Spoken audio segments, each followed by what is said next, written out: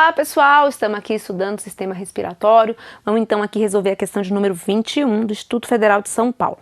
Um determinado gás relacionado à poluição do ar é inodoro, incolor e extremamente tóxico. Esse gás é liberado no ambiente por fontes naturais, atividades vulcânicas, descargas elétricas e emissão de gás natural, mas também como produto de combustão incompleta de combustíveis fósseis, sistema de aquecimento, usinas termoelétricas e carvão. A carvão, queima de biomassa e tabaco.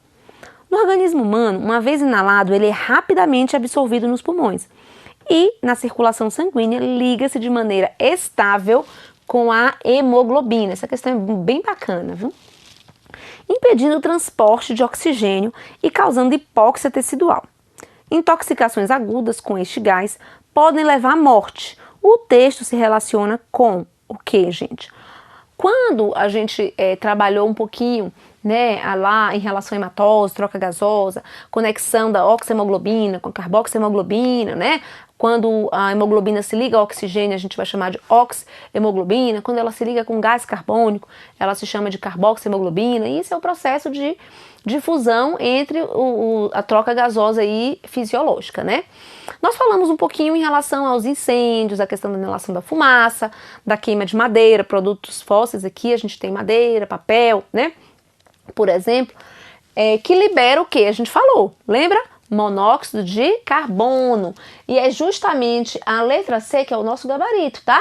Ele se liga na hemoglobina e se torna aqui estável essa estrutura, precisando de quê? De um oxigênio a 100% para que ocorra o deslocamento, tentar aí livrar essa asfixia, esse indivíduo, ok?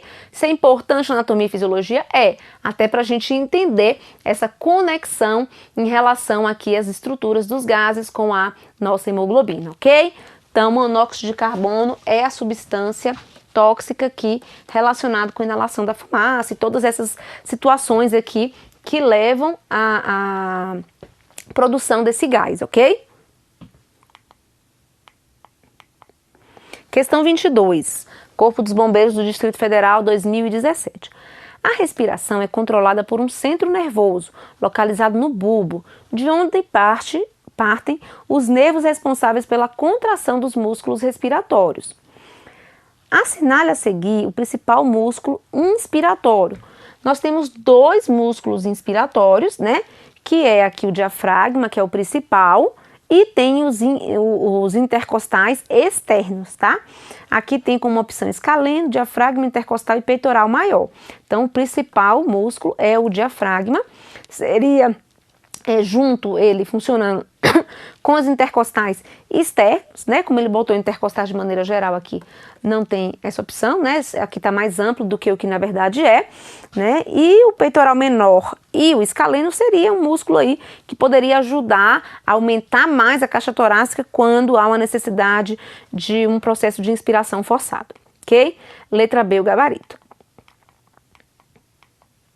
Aqui só resumindo para lembrar as contrações do diafragma e intercostal externo na inspiração e a expiração, intercostais internos e o relaxamento aqui do diafragma, ok? Aqui agora a gente vai ver a parte nervosa do sistema respiratório, controle. A gente foi falando também um pouquinho disso aqui ao longo da nossa aula, né? A questão da respiração sendo controlada de forma involuntária pelo bulbo e também podendo ser feita de forma voluntária, né? Quando alguém pede, respira. Então, respira. Então, a gente tem também o componente voluntário nisso aí. É claro que o componente voluntário, ele é limitado. Eu não posso simplesmente dizer, eu vou morrer porque eu vou parar de respirar aqui agora. Então, paro de respirar. Chega um momento que começa a ter retenção aqui, né? Alteração de retenção de CO2. Vai acontecer um problema que eu não vou conseguir colocar, né, o CO2 para fora, a pessoa começa a passar mal, né? E a pessoa vai desmaiar e automaticamente o ar vai entrar. Então, essa forma de cometer, né, de morrer não existe, entendeu?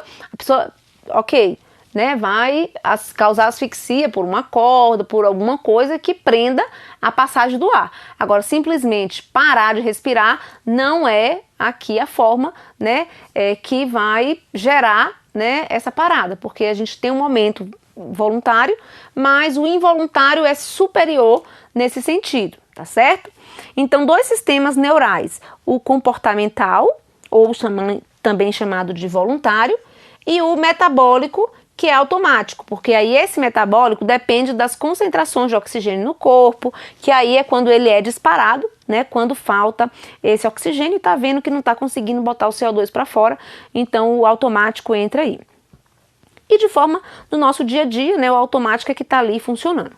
O sistema voluntário, ele é controlado aqui, né, de forma no tálamo e no córtex cerebral, que coordena a respiração relativamente a várias atividades motoras complexas que utilizam os pulmões e a caixa aqui, né, torácica.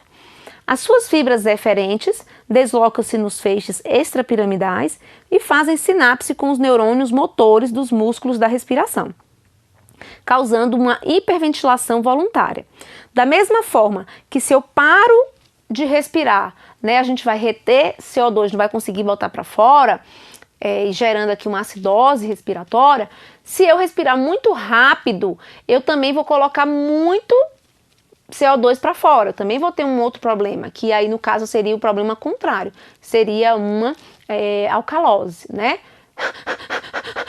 Começa a respirar muito forte, o CO2 vai sair e também vai ter problema, né? Aqui a gente vai passar mal, né?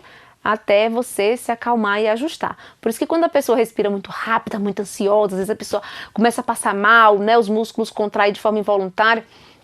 Aí a gente fala assim, o paciente está, né, com alcalose tranquilo, bota um saco de papel, respira com calma, porque aí ela vai inalar a maior quantidade de CO2 para ir acalmando e melhorando essa situação da ansiedade, tá certo? Então, a hiperventilação voluntária, que é ventilar muito rápido, causa uma alcalose, né, temporária, porque essa alcalose é representada pela diminuição do CO2, tá? Da mesma,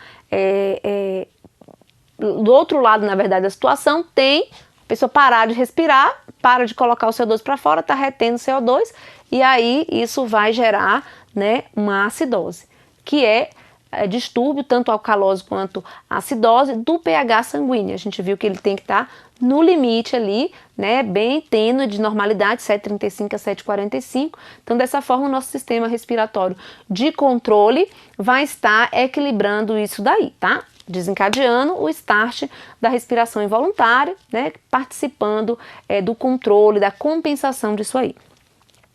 O sistema automático, ele regula a ventilação, mantendo o equilíbrio, a homeostasia do meio interno. Os centros respiratórios automáticos localizam-se no bulbo, tá? Raquiano.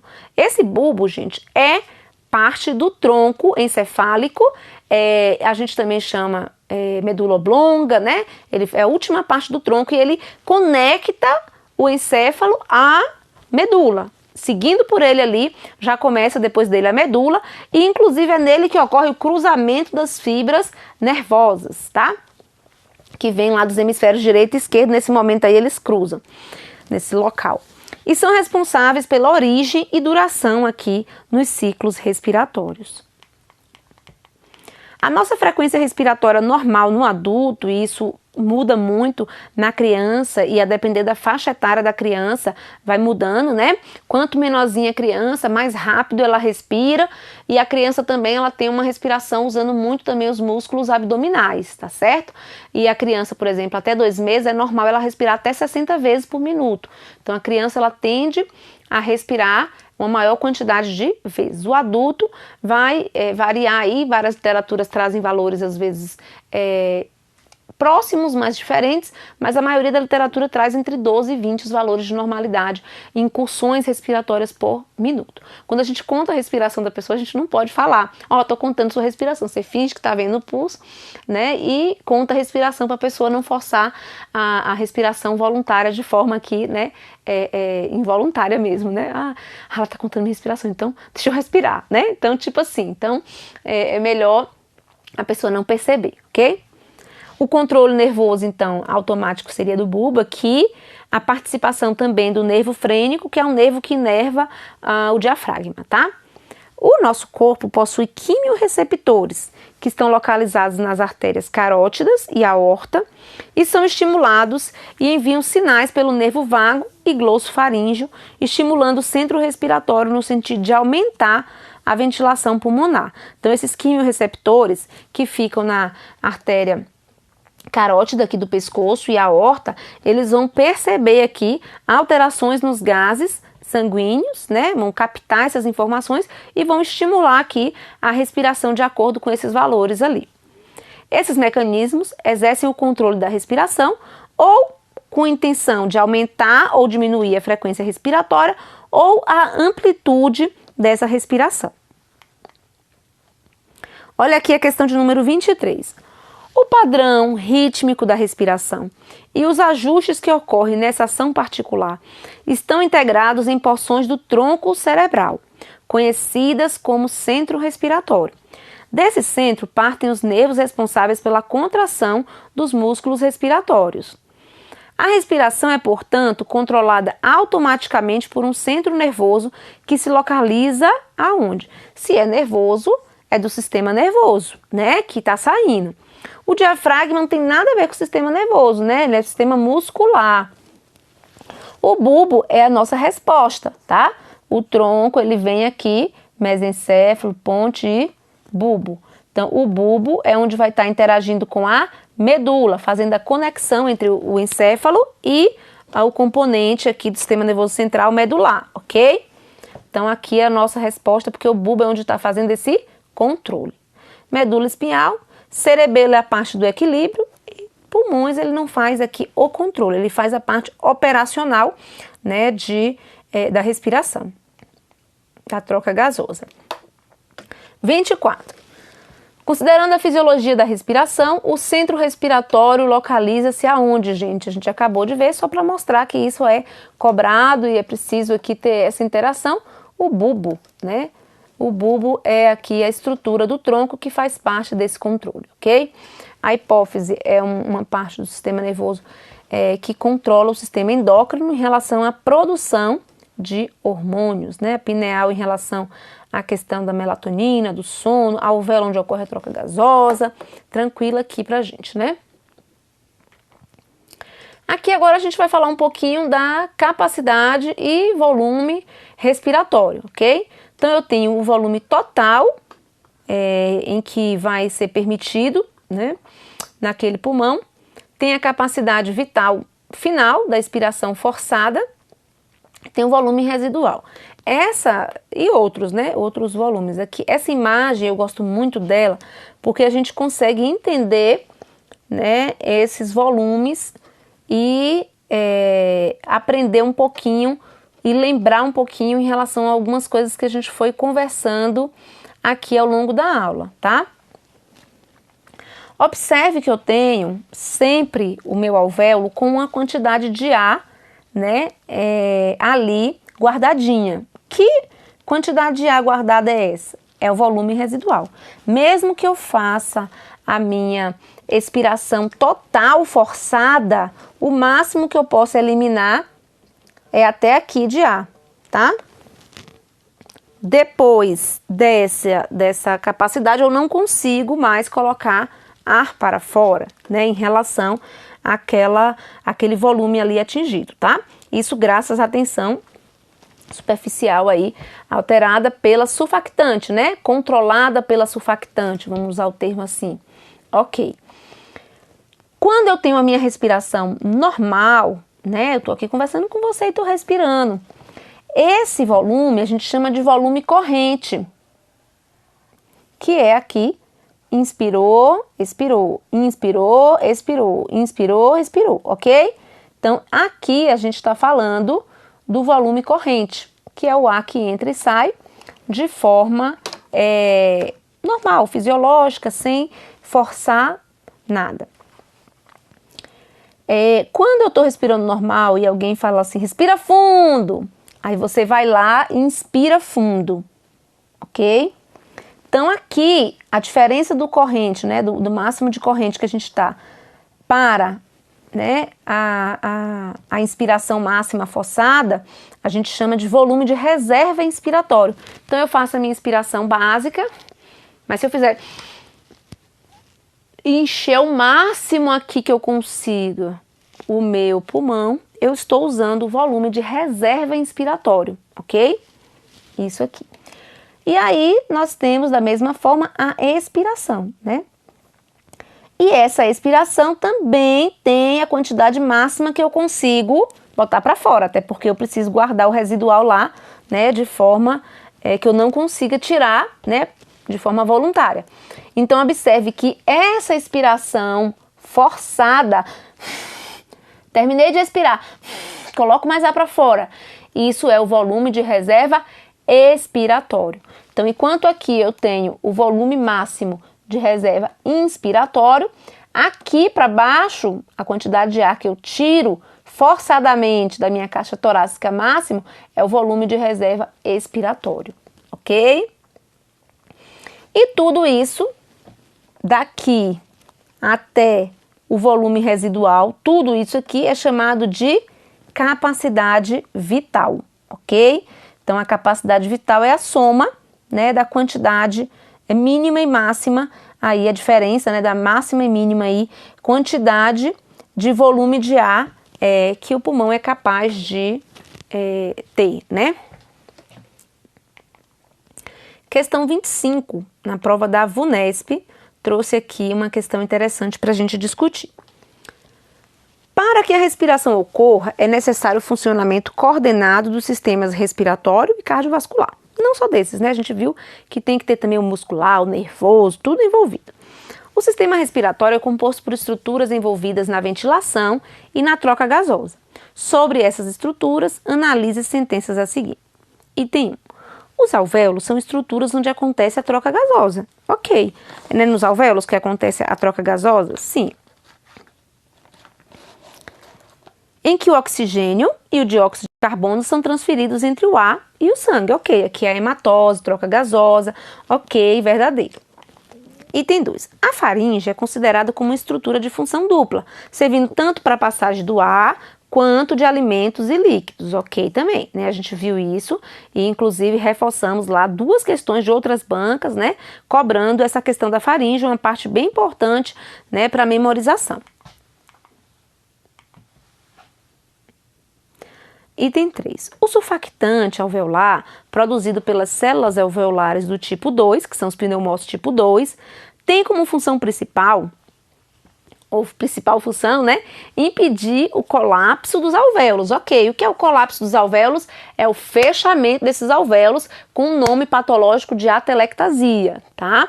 Então aqui tá ok também, as surfactantes têm essa função e elas são produzidas pelos pneumócitos tipo 2, porque o pneumócito tipo 1, ele reveste, forma ali o tecido alveolar, ok? Então tá aqui, verdadeiro o item 3. Item 4. As paredes alveolares são compostas por uma camada espessa de músculo liso, o que garante a contração dessas estruturas para facilitar a troca gasosa. Gente, tá errado por quê? A parede alveolar é composta por células de pneumócito tipo 1, tá? E não é músculo, não. E nem tem contração muscular para trocar o gás. O que ocorre ali é uma difusão. A troca gasosa, ela vai ocorrer pelo movimento de difusão e não por contração muscular, e não tem músculo liso ali, tá bom? Então é o pneumócito tipo 1 que forma as paredes alveolares e o pneumócito tipo 2 está por ali também, fazendo aqui a produção do surfactante, ok? Os capilares pulmonares são considerados vasos de baixo fluxo e alta pressão, o que possibilita maior taxa de troca gasosa. Se passasse com alta pressão, ou seja, passasse rápido o sangue por ali, né, a troca gasosa não ia acontecer de forma efetiva.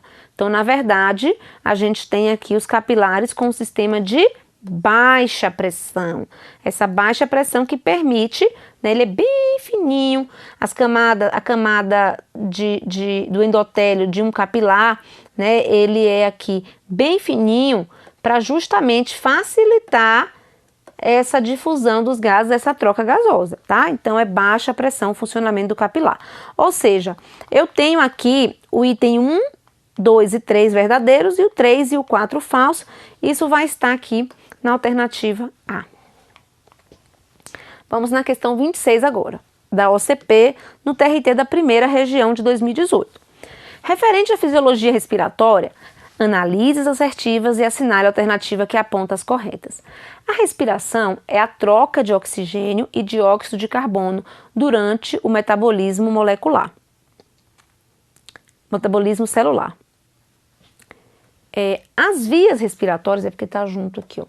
As vias respiratórias transferem oxigênio da atmosfera para o alvéolo, onde o oxigênio é trocado pelo dióxido de carbono.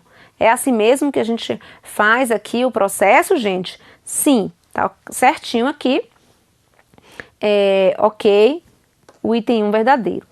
Observe que a maioria das questões, elas tratam aí a ventilação, a troca gasosa e tal, como o nome de respiração. E a gente viu que uma outra banca lá no início da nossa aula trouxe o processo aqui como ventilação, entrada e saída do ar, certo? E a respiração com o sentido de ser a parte bioquímica mesmo, né, da queima da glicose com o uso do oxigênio quando é aeróbica e sem oxigênio quando é anaeróbica, tá? Então pode haver aí esse nível de detalhamento, tá? Então fica ligado nisso, mas aí você vai sentir a questão, porque a maioria das bancas trata como a OCP cobrou aqui, de uma maneira da respiração mais genérica, ok? Chamo sua atenção nesse sentido. Item 2. Através da membrana alvéolo capilar, o oxigênio transfere-se para o sangue e o dióxido de carbono transfere-se do sangue para os alvéolos. Então é essa membrana entre o alvéolo e o capilar que vai permitir essa troca gasosa por meio do processo de difusão, ok também. Item 3. O trabalho respiratório é o esforço necessário para expandir e contrair os pulmões. Na respiração saudável, a respiração do indivíduo é calma e realizada com o mínimo de esforço.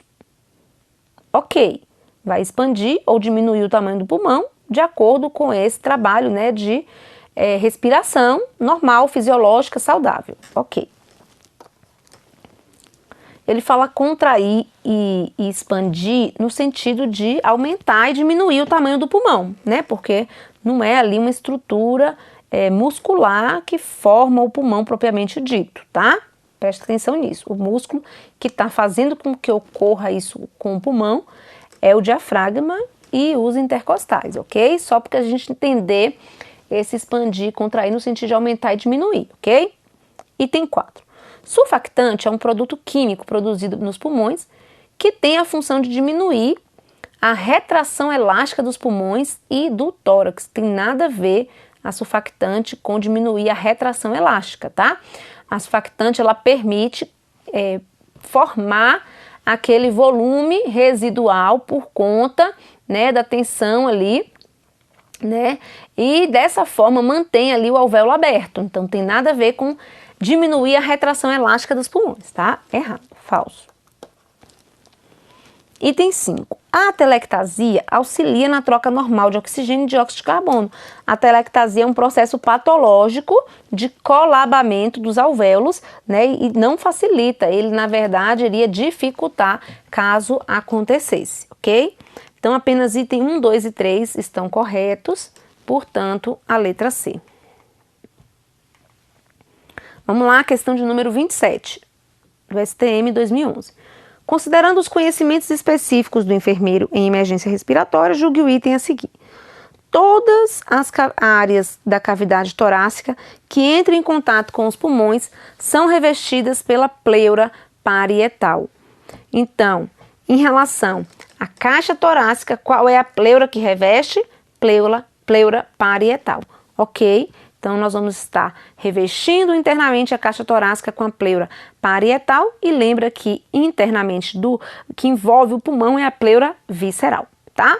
Então, finalizamos com isso aqui o sistema respiratório, né? Foi uma aula aí que a gente fez de forma bem completa, com todos os detalhes, trabalhando aqui teoria e questões para que a aula fique bem dinâmica e que você tenha aí, claro, o sucesso na sua aprovação. Nós temos o site Rota dos Concursos, onde você pode estar fazendo questões, treinando outras opções, né, e trazendo para a gente no fórum, caso apresente aí alguma dúvida, tá? Ou se eu tenha falado alguma coisa que você também ficou na dúvida, pergunta lá no fórum. O objetivo é interagir, é compartilhar com vocês aí o meu conhecimento, que me ajudou muito em diversas aprovações e que com certeza vai fazer também diferença na sua vida, e essa é a grande essência do meu objetivo de estar aqui. Eu interpreto a minha vida de professora como uma missão dada por Deus, porque Ele me dá tanto prazer em fazer isso, em estudar, em ajudar as pessoas, que eu sinto, né, essa necessidade de estar interagindo com vocês e sabendo um pouquinho das lutas e das dificuldades, né, que você como concurseiro enfrenta, e que eu sei bem como é, porque também já fiz diversas provas de concurso aí. Então, qualquer coisa, estamos lá no fórum. O objetivo dele é justamente nos aproximar, né? Trazer aí o aluno para perto do professor do online e romper as barreiras, né, por meio da nossa comunicação. Um grande abraço, Deus abençoe, que você consiga aí o seu sucesso, o seu objetivo de vida, sempre pensando em servir ao próximo e contribuir na sociedade com o nosso papel, né, de servidor. Servidor serve para servir. Se todo mundo servir, todo mundo também será servido, né? A gente também é usuário do serviço público. Se todo mundo procurar esperar ser servido, ninguém come, ninguém ali recebe nada. Um grande abraço a todos vocês e até a próxima.